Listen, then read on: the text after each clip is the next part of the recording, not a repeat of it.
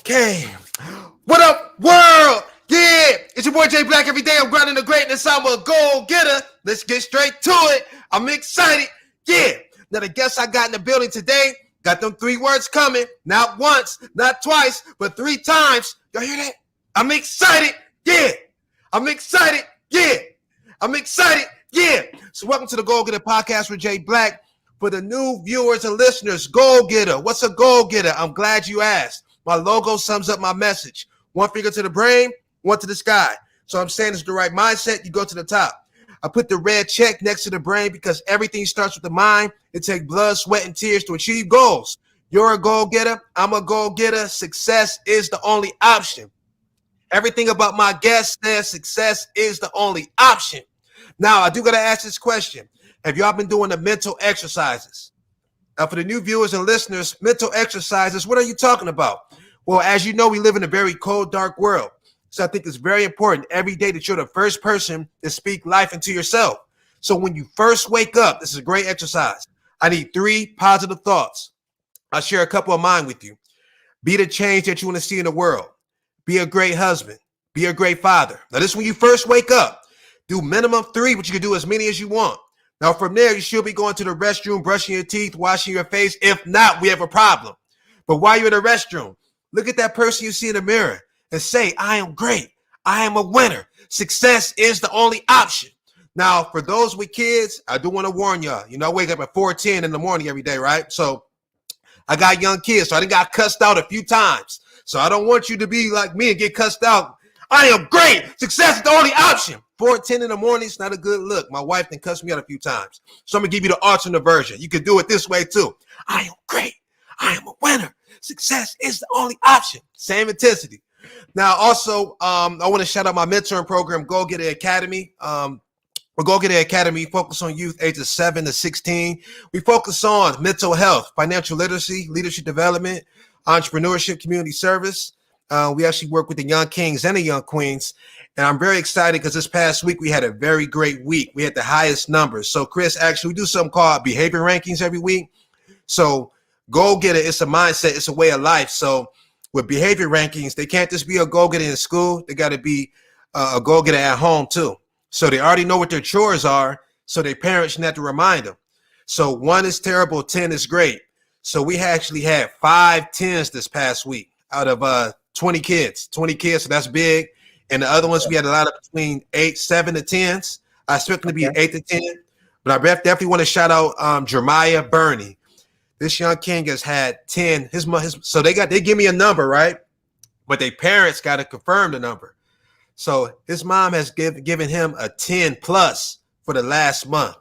So big shout out to young king Jeremiah Burney. He's definitely been doing a great job.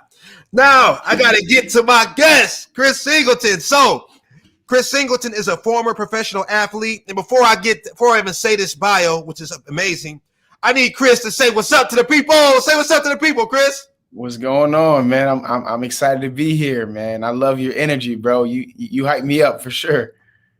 That's what's up. That's what's up. And your story, and I gotta say something the other day you did, man, was crazy. We'll get that a little later though. But Chris Singleton is a former professional athlete drafted by the Chicago Cubs in 2017. Following the loss of his mother in a racially motivated mass shooting, Chris has now become an inspirational speaker and best-selling author who has shared this message of unity and racial, don't trip me over this word, reconciliation with clients such as Microsoft, Houston Texans, Washington Wizards, and the list goes on. He shares with over 50 organizations and over 30,000 students annually and resides with his spouse and his son, CJ, and his younger brother in Charleston, South Carolina. So something I want to dive into, right? You got drafted in 2017. Yeah. The mass shooting happened in 2015. So me just personally knowing more than a few people that lost their mother, they shut down for years. You actually were able to still get drafted. So I want to understand where you were mentally at that time, because for you the few people I know, they shut down for years. I mean, like at least 10 years. You got drafted, so you got your perspective was different. So let's talk about that. I want to rewind to that phase right there. Yeah, man. Like you say, success is the only option. You know what I'm saying? So it was tough for me for sure. But what I basically said to myself was, I'm doing this to honor my mom and to honor those that were taken away. And so every single day I woke up and I got into the training room, or I got into the weight room, or I got on the field, or I'm in the cages working by myself. I was thinking about them. And that motivation, man, it changed me to be, a pretty, okay player to being a really good player, good enough to be able to play Mm. professionally. And that mindset of about a year and a half after my mom was taken away, just a year and a half of straight grinding, bro. Like I was just locked in that whole time. And then the only thing I was looking at was, hey, I want to get drafted to make my mother proud. And ultimately I was able to do that. Were you able to switch to that mindset like right away? Because I know it was some anger there. That was dramatic, like for her to be in the church. I mean, I remember the story. I was like, man, I was pissed. How long did it take you to get to that point? Yeah, man. Well, to be honest, man, I'm a believer, and I think that God placed forgiveness on my heart. And the crazy Mm. thing is, I know for a fact that if I wasn't a believer, there's no way that would happen. First of all, Right. right? And second of all, um, it took me some time. Now, it took me some time to get through the process of grieving the way I was. But the thing that I made a mistake with was I pretended like everything was okay at first. I Mm. pretend like everything was all fine and dandy. I wasn't hurting by any means. I was on TV. They had me on the Today Show. They had me on E60. They had me on Cam Newton came to my house, right? Tom Brady Mm. flew me up there with my brother. Like all these things are happening, and I'm just pretending like I'm totally fine. Right. And then when my father passed away a little bit after, I finally broke down and said, "Man, I got to let these emotions out." And when I did that, it was the best thing I could have ever done because it allowed me to be a brand new person and saying, "Hey, yes, life is tough, but we can get through tough things and still be great people and still have great lives." And you dropped so many jewels. So I got to press the rewind button. But I think something that's very powerful with you, and this the people. I think this is the point where people fall short at. Every test leads to a testimony as long as you keep going. See what happens is a lot of Yeah, people they cut their legs off. They don't keep going, so they don't get to actually get to the testimony part. And people start to live unfulfilled lives because they give up. And then they just become miserable and bitter. But I think it's powerful that you were able to your perspective. When success is the only option, the mindset is success is the only option. So you're going to figure it out, and you honed on and honoring your mother. So that definitely is. I can imagine the feelings and emotion. Anytime that you got tired, you could just think about that. And that's one thing with me. I got a lot of tattoos, but mine is spiritual. So I could be thinking I got my daughters on my shoulder, got my son, I'm flexing right here, Jamar Jr., but I could, and my mother, I got her right here, but I can just think, I can get dead tired, whatever I'm doing, but I can just think about any of these, or I just point and look at them, instant boost of energy. So what you were just talking about, I try to teach people to learn about their buttons, you know, so it's buttons, there's fuel buttons. You could be dead tired, feel like you don't got no fuel to go on. If you press that button, you find the fuel, so I think that's definitely dope. Now with you also, a big motivation is you had a little brother looking at you now. So now that you're definitely more responsibility. So was it you? Let's talk about that. Was it just you and him, or did you have somebody else that y'all stayed with until for a time being? Or yeah. So afterwards, my brother lived with my aunt for about 6 months, and I have a little sister as well, right? They lived with okay, her for about 6 months. And ultimately, I said, man, you know what? This isn't. We want to be together, right? Whether I got to right. stop playing baseball, whatever I got to do, we're gonna be together. And everybody kept telling me, Chris, no, keep playing baseball, man. We'll make sure your family gets with you. And once I got drafted, I was, fortunate enough to be able to buy a house for my family, and everybody moved in with me. Everybody moved in with me, Mm. and it Oh, was the coolest thing ever. I got to, have my brother and sister there because my parents had passed away. My wife was with me; she was holding down the fort when I was playing ball on the road, and so things were going extremely well. Finally, yeah. I like that word he said, wife. Wife, that's dope. We definitely changed the narrative. Black men get a different type of, I think, a stereotype. I think that's very important that we are not just shacking up. We actually are marrying our queen. So wife, So hold I on. agree. So how old were you? How old were you? You got married? I was 21, 22. You got it. Yeah. Okay. Okay. So you Hey, made but that but but check decision. this out. We've been together since high school. We've been together, rocking together since 10th grade, man. So we Okay. we already had like 9 years in. Okay. Eight or 9 years in when we got engaged and married. Yeah.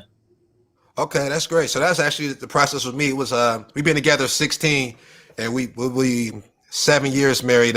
Coming up June 14th. June 14th. So I'm gonna keep it real with you, Chris. I gotta get my beach body all the way ready. I gotta get these abs going. You know what I'm saying?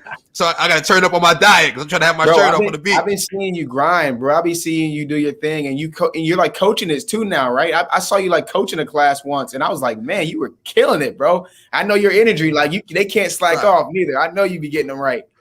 Right, and it's crazy because it wasn't part of the plan, you know. I'm just me, so I'm naturally motivational. Just one time she asked me just to teach a class, so now I'm teaching classes here and there when she needs to go out of town or somewhere. So yeah, and I love it because I love to inspire people anyway. So I didn't think I'd be training people, but I'm loving every second of it. So yeah, I'm definitely when the pandemic happened, man, gym shut down. I got up to the biggest ever been in my life. I got up to 266, you know, and I was like. I didn't realize I got that big. It was kind of funny. My wife took a picture, and I thought she had photoshopped it. I'm like, man, what you stop playing? She's like, no, this is real. Right? Wow. She's like, no. I'm like, oh, what? So I'm down to 217 now. You know, I want to come. Yeah, 217 pounds, man. My goodness. Yeah, I'm down to 217. I want to whatever it's gonna take for them abs to be there. So I'm thinking right now the goal is 205. You know, so I want to go down to whatever I need to go down to, then bump back up to 215 with abs. So that's the goal. But I also want to ask you this. So so your foundation is God. So that was easy for you made it easier for your perspective to change or things. But when did you decide to become a speaker? Where did that come in at? Yeah, man. And my foundation was my faith, right? But to be honest, like practically speaking, bro, like, you know, unfortunately I realized a lot of bad stuff happens to good people. Right. And the difference is like some people will give up and say, this is it, woe is me. And some people will say, regardless of what happens to me, I'm going to do something great with my life. And I was like, man, I'm not going to let this cripple me for the rest of my life. Even though I am a man of faith, it's tough for anybody to lose their mother in the church, right? Regardless of how strong your faith may be. And so for me, I was like, yo, man, I gotta figure out a way to turn this pain into purpose. And that's when I started watching these motivational speakers on YouTube. You know them, like Eric Thomas, like Inky Johnson. I saw a video of a guy named Inky Johnson. And I saw this video. I said, man, if I can make somebody feel half the way this guy just made me feel, that's what I'm gonna do in my life. And so I ended up, you know, starting to speak a little bit. People were asking me to come accept awards and stuff like that. And I just was saying, yeah. And then around 2017, after I got drafted, I really was like, you know what, let's do this speaking thing, man. Let's do it. And I started reaching out to a couple schools. I started saying, hey, I'll come volunteer. Like, I want to serve you guys. And it just started growing from there. And then now I'm able to speak, you know, corporately to NBA teams, NFL teams, colleges around the nation. I've been able to speak in 40 of the 50 states, all because of me just, you know, putting it out there. I told everybody, hey, this is what I'm doing in my life. I'm going to start speaking, even when I was still playing baseball, right? My passion was just sharing this story that I had to honor my mom and to this mission of unity and resilience that I have. And so that's kind of how things started back in 2017. And like anything else in the world, like when you work at something and you perfect your craft in something, like I think results are going to come from that. Definitely. And I think that the thing you said, honoring your craft, when you perfect it, you want to invest. And I think our meeting just wouldn't invest. 2017 was actually the year too. I made middle of 2017. I actually did my first speaking engagement under the title of motivational speaker. So that was the time I was really figuring it out and say, you know, this is what I really want to do. And I was seeing videos, Les Brown, Tony Robbins. When I seen E.T., I was like, wow, I can be me and do this, you know, because everything I was doing, the music, I've been in performing arts schools my whole life. I'm used to being on stage. And then the story, like one thing Oprah Winfrey said, the most powerful contribution we have to the world is our story.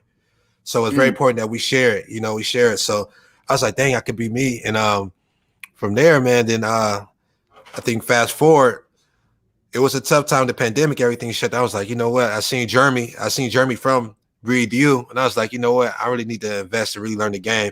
There's a saying, it's one of my favorite quotes. A smart person learns from their own mistakes, but a wise person learns from other people's mistakes. Now you're going to make mistakes, be smart, learn from them.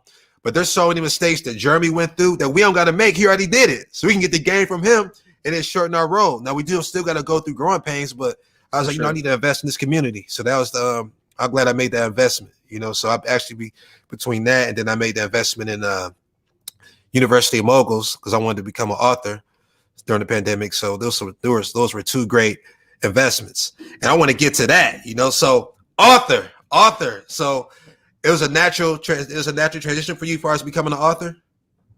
Nah, man, not at all. Like I think there's two types of people. There's people that are authors that speak, and then there are people that are speakers that write just because like that's part of it, right? It's part of what we do.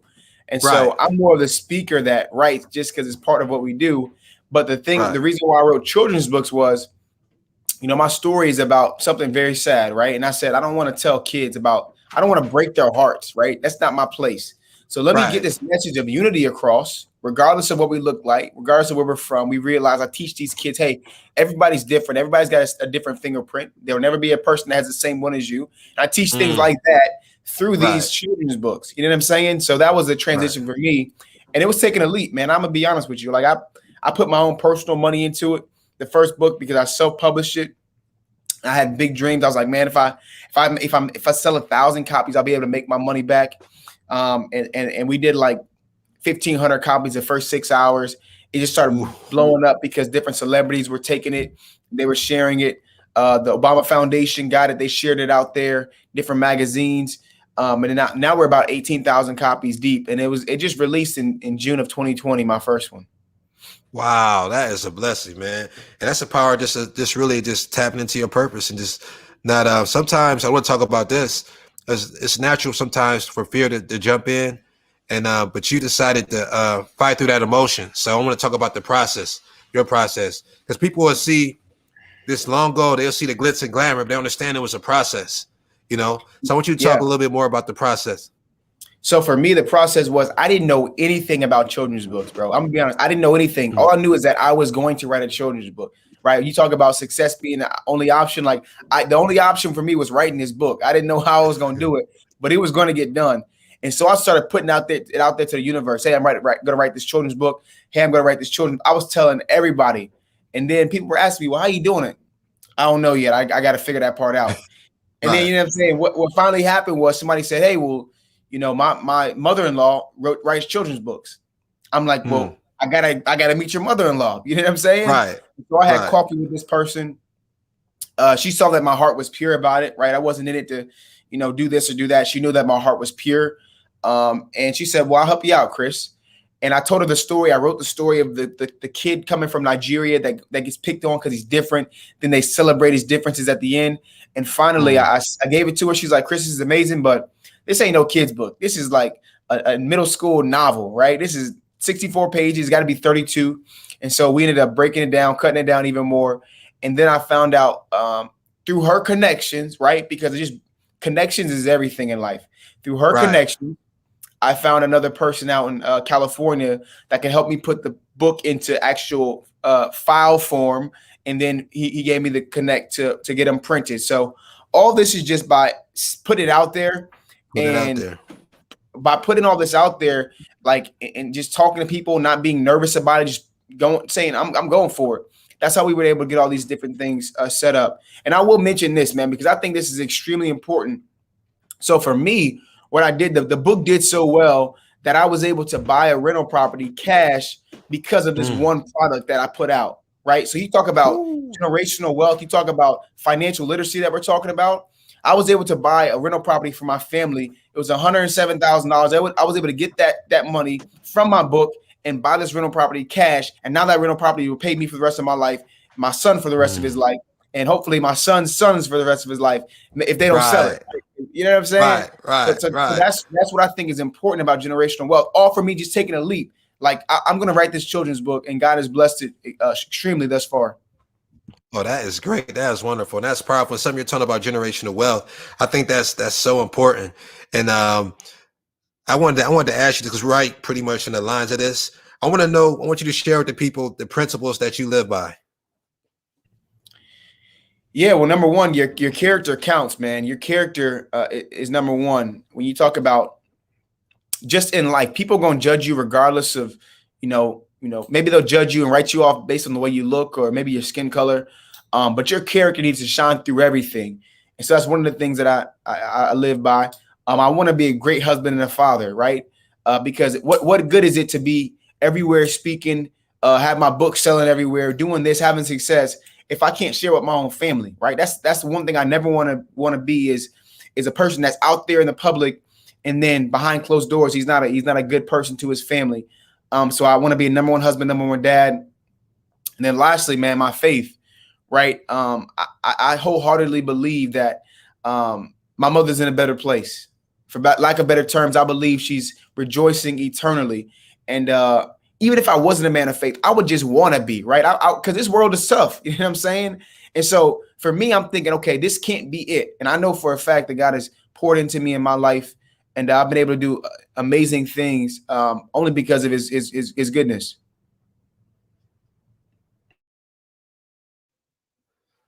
So I want to ask you this, and I think that I know the answer, but every time would you say that when you speak, is it kind of like therapy for you? Is it so fulfilling? Like when you're speaking and ministering to other people, every time you do a speaking engagement, do you feel that way when you speak? Man, you know what? You're the third person that asked me that today, man. That's crazy. Wow. It is definitely therapy, right? I was actually speaking to a mental health hospital up in Maryland this morning, virtually. And one of the questions they asked me was like, Chris, how do you share about all this pain that you have, right? How do you share about it? And I said, because this is therapy for me. Most people, the worst things that happen in our lives, we guard them, we protect them. We don't want to talk about them. We want to forget them, but they'll always be there. But for me, addressing the things that hurt so deep and expressing those and the stories that I have, sharing with people, I've been through this, but look where I'm at now. Look where I'm still going towards, right? Look what I'm becoming is therapeutic, man. I heard somebody say that you have to be your own, like in your life story, you have to be your own hero, right? You can't be looking at other people to be this or to be that. Like you are the hero in your own story. And so for me, I think about it like that in the most humble way you can. It gives me confidence to know, hey, I got to keep pushing forward because in the end, like you always say, success is the only option. Right. And that's dope. I think, man, with me, man, I started thinking about that like maybe a couple of years ago, because anything with a father is I came up in a single parent household, so I never had my father in my life. So biggest thing with me and family is about changing narrative, just being able to be in a household, my wife and my kids, to see both parents. But any situation with the video, music, anything with a father, son, man, it really hits me. So when I was the reason why Goalgetta Academy started in 2018, I did a speaking engagement at the school. Out of 25 kids, 20 kids, hands was raised for as fathers in prison or fathers not in the household. And then the way they looked at me, far as they never really had a black man come into a school, so they kept wanting me to come back. This is at the beginning, so I was just doing it for free. I just wanted to serve. So they kept just as having me come back. It's like, man, you just coming. They're just so excited for you to come every time. So it's like, do you got a mentoring program? They just kept saying it. And at the time, I just spoke. All I wanted to do was speak, you know what I'm saying? But then it's crazy. My mentoring program allowed me to actually leave corporate America, you know? So now I'm able to, they say you want to make God laugh, tell him your plans, you know, but it all coincides with the brand, you know what I'm saying? So yeah, man, it's definitely therapeutic. Every time I speak, you know, I get a great fulfillment of it, and it makes me feel, I encourage people every day to do something that makes their heart, their soul smile. And that's what it does for me. You know, my energy, as far as me, is therapeutic for me. You know, I wake up with that. I got to go outside in the car now. Sometimes I do it no matter what my wife says. I be waking up, I'm excited. Yeah, no matter what I'm going through, you know. But if I'm feeling low, you know, I have a process to mentally prepare myself every single day, because I know, as far as the messages I get, my energy is important. I want to make sure that I can help people on their journey. So I commend you, man. Something you did the other week, bro, in the speaker group. This should show you actually doing it at a high level. You know, the check you show, as far as with the Wizards, or the Thunder. Man, let's talk about that process, as far as that even happening. Yeah, man. So funny enough, bro, I've actually spoken to a bunch. This is my fourth NBA team, third NBA team thus far, and you know, in doing the work that I do, it's all about how do we use our platforms as athletes, right? What can we do with our platform? You don't have to be an expert to bring people together, right? People are looking at these athletes. Kids are looking to them, right, for guidance. And so I'm actually speaking at a prayer breakfast in Oklahoma City. And at that prayer breakfast, I think the owner of the Thunder is going to be there, right? The owner of the OKC Thunder is going to be there. And somehow my name got mentioned that I'm speaking there. I'm the keynote speaker. And people from HR reached out to, me and my team. And we sat down, we talked on the call, and we were like, man, this is something that would be phenomenal for the staff over there. So that's kind of how everything got situated. And it's all about me, being able to speak at that first engagement and saying, hey, I'm Right. still open to be able to serve you guys, right? The city, because I think it's a centennial of the bombing that was there, unfortunately. And so I'm like, Okay. any way that I can serve, especially this year, is super important. So that's how things got set up with that one. Okay. Okay. That's dope. That's dope. So I want to ask you this question. Chris Singleton, where do you see Chris Singleton 5 years from now? 5 years from now, man. Hopefully I've got my son playing baseball, hopefully, or playing something, right? Because he's gonna have to get out the house and do something. Right. Hopefully my other son that'll be on the way in September will be here. He'll be happy and healthy. Marriage will be thriving. I'll write another book that won't be for kids, but I'll continue to write children's books every single year because I'm passionate about that now. Okay. Hopefully I grow in my faith. Um, what else do I want to do, man? I love what I do now, bro. Like I feel like I'm already doing what I've been called to do. I just want to do it on a larger scale. Right. And so just continue to steward the blessings that God has given me.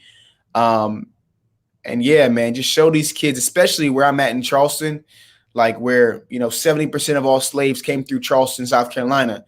And so where I'm at Wow. right now, it's like showing them, hey, you don't have to move to Atlanta, right? You don't have to move to Charlotte. You can be where we're at and still be a successful Black man. And I want to show these young kids, yes, we can do it here just as well. Regardless of our history we've had here, we can make it happen here.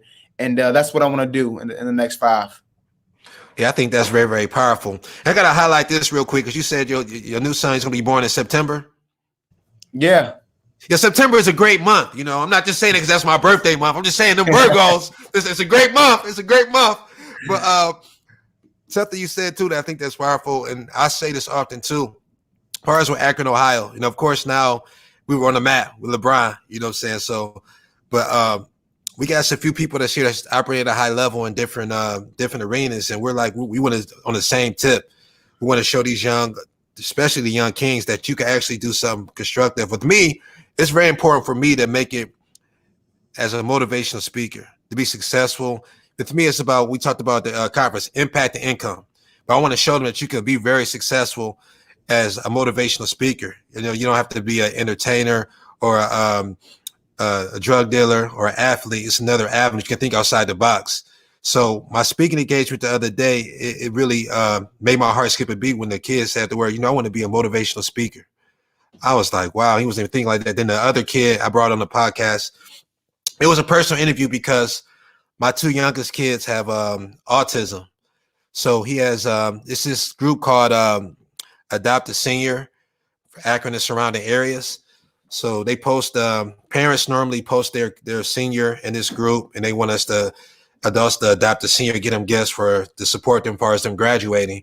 So when I seen this kid's story, I was definitely touched when I seen that he had autism and he was graduating from high school and he was going on to Akron University. And it was a bonus because I knew, unfortunately, that the tragic situation that just happened to him because his father was just murdered maybe a month ago. So I knew it was a tough time for him, but I wanted to meet him, because we do occupational therapy. They tell us, it's a big chance that your kids will be nonverbal. And right now, my daughter is 8, my son is 4, and they're both nonverbal. So I wanted to meet him. And once I met him, just hear him just talking, you wouldn't even know. I was like, wow. And it was priceless for me. But I just say that to say that it's very important to show different, definitely in the inner city, that there's different ways you can make it, and right there, another therapy session, just me operating our purpose, I was able to be, get some healing too. So someone want to ask you too, what made you invest in Next Level Speakers Academy? Because you are already moving, right? Yeah. So I was already moving. But the thing was, Jeremy was getting way more money than I was in the school space. And I thought I was kind of maxed out in the school space, right? I'm like, man, I can't get above this amount of money for the schools that I go to. And Jeremy was charging way more than that. I'm like, how are you doing this, man? How you doing this? Like, I see you going to this school, that school, but like, how are you charging them more? Like, I'm going to schools too, but I can't charge that. And Right. that's why I wanted to learn and really just figure out how he's built a business for years and years that's sustainable. Because I've been doing this for the last 4 years, where it's really full time, paying my bills and all that good stuff, and taking care of my family. But I would say, like, how do you know it's sustainable though? Right? Because 4 years for me, I feel like, maybe my story might die out or something will happen. And he was like, nah, man, just keep working. And he just, gave me some tools that helped me, kind of get to that next level, like he always talks about. And so that was mainly the reason why I wanted to do it, because he was charging more than I was in school. And I'm trying to figure out how's he getting those funds, and just to really connect with other people that are like-minded like me, Yeah, I love the community. And then where I'm at, like I said, I haven't reached that level that I'm able. Luckily, my mentoring program is allowing me to take care of my family. But in the speaker space, I'm trying to get to the point where I'm consistently getting gigs. And one thing that Jeremy said, I think that was very vital to me, because I know I got the gift and everything like that. He said, you got to be in demand before you can make demands. So that's where I'm at. I was like, you know what? This next year, I just want to serve. I know once people see me and once I get out there, then the opportunities will come. So that's where I'm at. But I think it's very, very important to definitely invest in your craft. I agree, bro. I probably did like 30 engagements back in 2018 that were, not really paid. They were probably paid, $100 or a gift card to Chick-fil-A or something. You know what I mean? Like, yeah, Right, they weren't really paid, but I was grinding. And then those 30 free they probably led to 60 or 80 paid, So I just started getting out there grinding, and the connections that I was making, I didn't let those just walk by, right? Hey, they would say, hey, if you ever need me to reach out to somebody, do this, I'd love to be a resource. I wouldn't just say that and put it in my back pocket. I would hear that, and I would use that resource immediately. That would lead to a paid engagement, and that kind of helped me out, and kind of not being scared to go out there, because then they were referring for me. And I think that's the best marketing, when somebody refers you, Okay, that's great. That's great. So I'm really excited. I got my first virtual paid gig coming up next week. So I'm really excited about that. I was pausing everything because I wanted to get the right materials and everything like that. But then I was like, how I've been operating already, I've just been going as I go. I was like, you know what, man? I wanted to definitely look and study the modules and everything. I just wanted to really assess my brand and my business. And I was like, you know what? How everything else been growing since I made the decision, I've just been going and learning as I go. So let me just get at it, So already it's been some schools reaching out. So I'm excited, and you're definitely a big inspiration. So I love what you're doing. Keep doing you. Before you wrap it up, this is the Goalgetta podcast with Jay Black. So I got to ask you this question. Then from there, we'll ask your social media information so people can have that. But how important are goals to you? Bro, they are huge. Goals are huge. For me, I started writing down my yearly goals, my monthly goals, my financial goals, spiritual goals, family goals, right? I wrote all those down. I think it started 2 years ago. I read this book called Wealth Can't Wait. And I read that book, and it changed my mind for goals forever. So now I do something called the perfect year. So in the perfect year, how much money do I make? How many dates am I able to go on with my wife? How many things that can I teach my son that are new?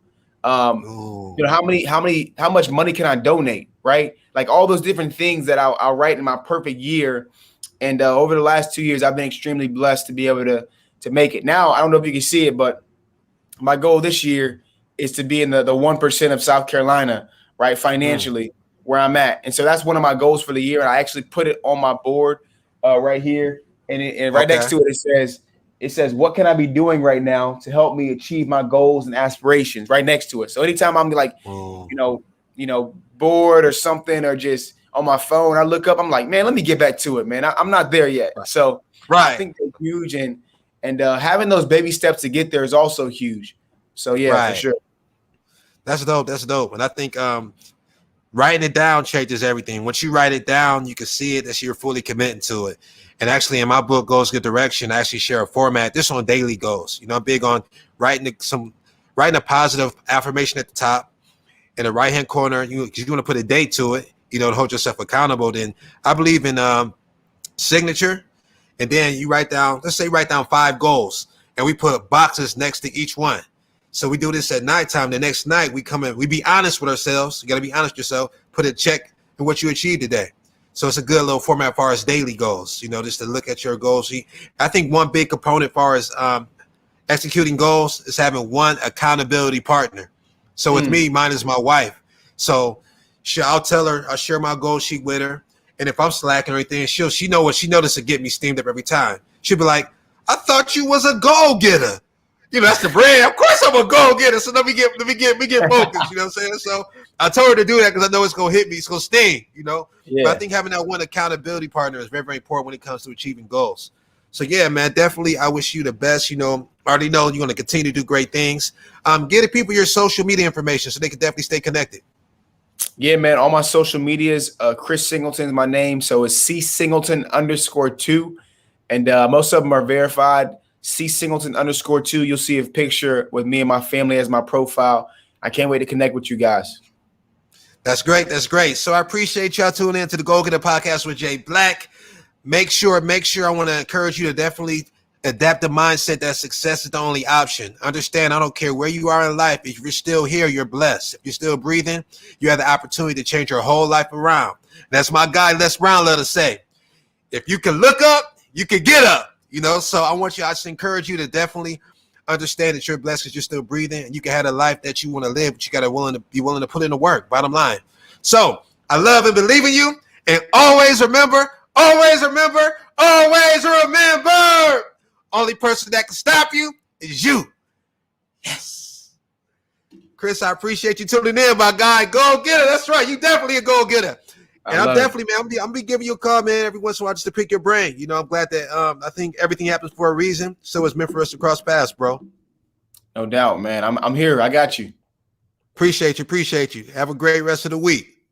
You too. Take care. All right.